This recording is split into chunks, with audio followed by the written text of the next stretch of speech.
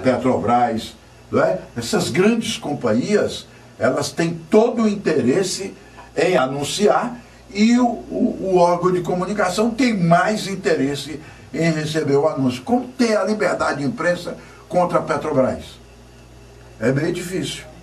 É meio difícil. Agora, antigamente, as rádios eram independentes, as rádios não eram de grupos, era uma rádio isolada, Rádio Irapuru, de fulano e tal dos Anzóis, Rádio Dragão do Mar, de Beltrano, Rádio Verdes Mares, tal. Mas aí depois a Rádio Verdes Mares compôs o grupo Edson Queiroz, a rádio tal do outro grupo, cada rádio tem um grupo econômico, cada rádio tem um grupo ou de comunicação ou um grupo econômico, Então, o interesse econômico não é provável que saia num órgão de comunicação uma coisa contra seu interesse. E governamental aí é que é mesmo. Senador, sim, vamos agora para o campo da política. Pois não. O senhor teve um mandato de 87 a 95 como senador. Foi. O senhor teve, eu acompanhei inclusive através do seu livro, o senhor teve um papel de destaque na CCJ, na Comissão de Constituição e Justiça. Foi. Eu fui presidente. Nós gostaríamos aqui que o senhor destacasse uma matéria polêmica que chegou a essa comissão na época que merece assim, realmente um destaque. Olha, nessa época que eu fui presidente da Comissão de Justiça, tudo era muito polêmico e muita coisa nem se resolveu ainda. Depois desses anos todos que eu saí, muitos projetos ainda continuam tramitando, muita coisa. Mas foi muito complicada a organização do Ministério Público. Muita polêmica sobre a organização do Ministério Público. Também muito polêmica a criação da Advocacia Geral da União. A Advocacia Geral da União, porque o presidente Collor propôs a criação da Advocacia Geral da União e depois se arrependeu e queria tirar. E eu não deixei mais. Então, a Advocacia Geral da União só existe porque, numa peleja entre o poder legislativo e o poder executivo, predominou o Senado Federal e foi feita a lei da Advocacia Geral da União, quando eu fui o relator dessa matéria do Ministério Público. Também eu fui relator.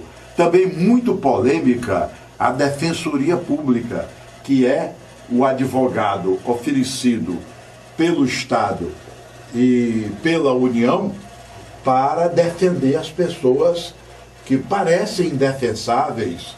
Não tem ninguém indefensável. Todo mundo é defensável, por mais horroroso que seja o crime.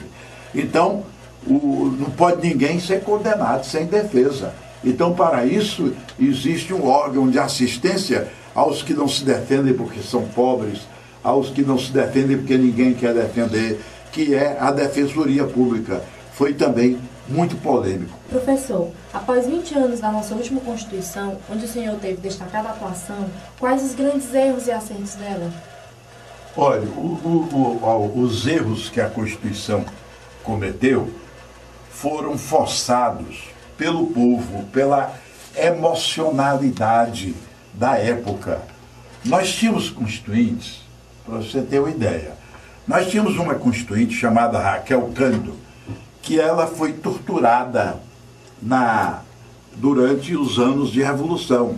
Então ela tinha as coxas queimadas com choques elétricos, etc.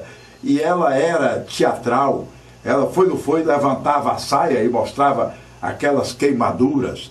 Nós tínhamos um deputado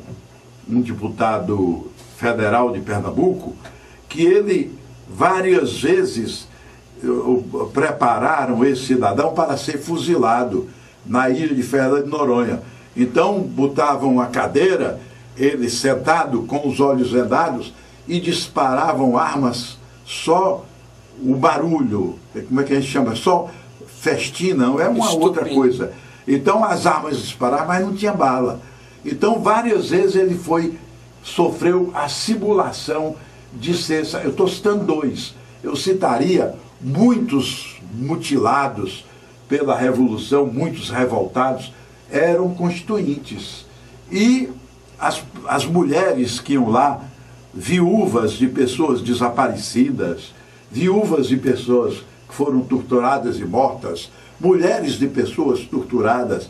Então, essas pessoas queriam ver escrito na Constituição determinadas minudências. Então, um dos erros da Constituição é ser muito minudente.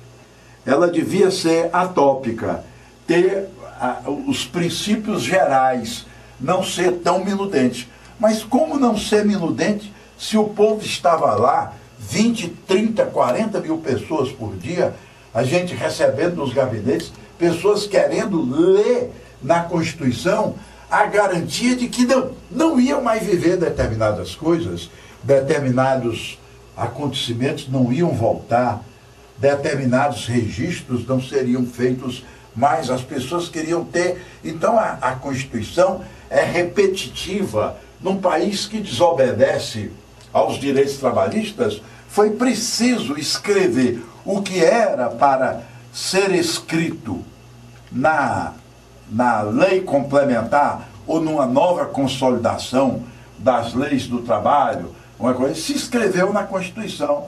Até os direitos das domésticas, e tudo está escrito na Constituição.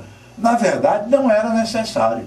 Então, o erro da Constituição é que, quando ela foi feita, era uma época nacionalista. Todo mundo muito nacionalista. E assim que passou a Constituição, se instalou a onda neoliberal de Fernando Henrique Cardoso, Fernando Collor de Mello, a onda neoliberal contra o nacionalismo. Então, o que parece ser errado da Constituição é que ela era nacionalista.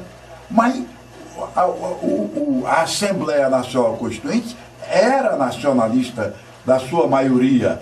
As pessoas que iam lá eram nacionalistas. Foi preciso escrever bem direitinho os direitos das mulheres, porque as mulheres eram desrespeitadas e elas estavam lá. Várias correntes feministas e femininas, sem ser feminista, estavam lá na Constituição. Então, tem todas as garantias para a mulher na Constituição. Não era assunto para a Constituição. Bastava isso vir em outras leis. Mas a Constituição teve que escrever porque ela foi uma Constituição que não teve um projeto prévio. O projeto foi feito pelos próprios constituintes. O Afonso Arinos presidiu uma comissão que fez um anteprojeto de Constituição, mas o presidente Sarney nunca enviou esse projeto, esse anteprojeto, nunca enviou.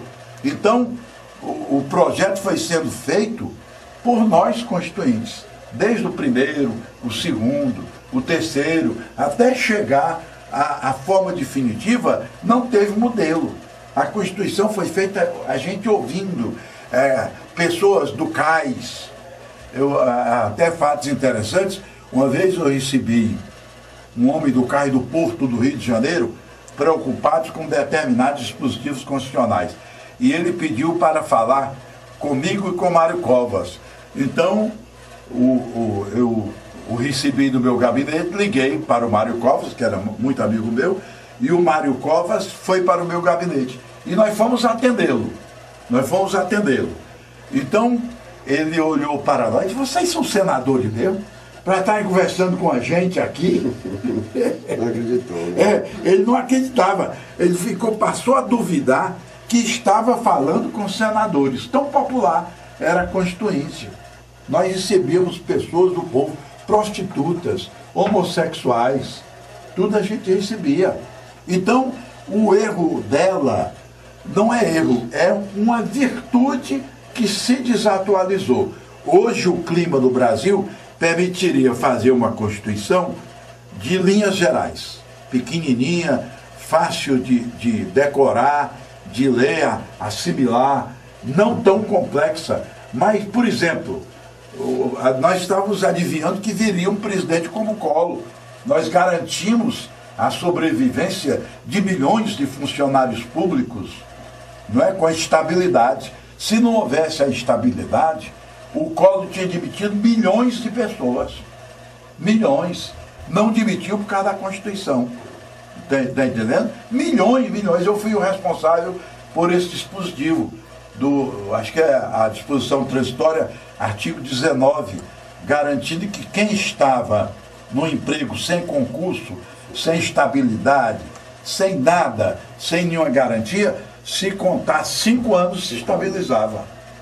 E foi isso que aconteceu. Por isso que o Collor não demitiu. Hoje eu chego na reitoria, vejo filas de funcionários do Banco do Brasil, velhinhas, velhinhos, pessoas humildes, tudo aquilo era funcionário que não era mais para estar ali. Que o Collor teria admitido, com toda certeza, todo mundo que não tivesse concurso. E nós nos antecipamos como quem adivinha. Hoje já mudou muito. Senador, para encerrar o nosso quadro de perguntas, a gente quer fazer uma pergunta relacionada ao homem Cid Carvalho. Pois não. Onde o homem Cid Carvalho mais se realiza? No rádio, na televisão, escrevendo, revendo os trabalhos do Senado, ouvindo o canto dos curiosos ou mergulhando nas obras de Jader de Carvalho? Olha, eu me realizo muito em tudo que eu faço, mas eu sou, por excelência, um advogado. É o que eu sou. Na Constituinte eu era um advogado. Eu era um jurista. Eu não sei se que eu tenho mais prazer é dar aula, que eu não dou mais, porque eu me aposentei, se é dar aula ou advogar, fazer um júri. É muito importante fazer um júri, defender, libertar uma pessoa, é muito importante. Mas eu me realizo muito no rádio também, na comunicação. A comunicação é fascinante, é uma coisa fascinante. Eu posso dizer que sou um homem eclético. Eu me acostumei a ser eclético porque a minha geração era eclética. Isso é uma questão de geração, de família. Para vocês terem uma ideia, eu sou o que o meu pai foi, o que meu avô foi, meu avô materno, meu avô paterno, ecléticos. Meu avô, por exemplo, foi deputado federal, foi escritor, foi da padaria espiritual, tá entendendo? Então, ele era um homem que mexia com muita coisa, era excelente orador. Então eu não sei onde é que eu me realizo mais não, eu fico confuso, eu sinceramente não sei dizer. Agora,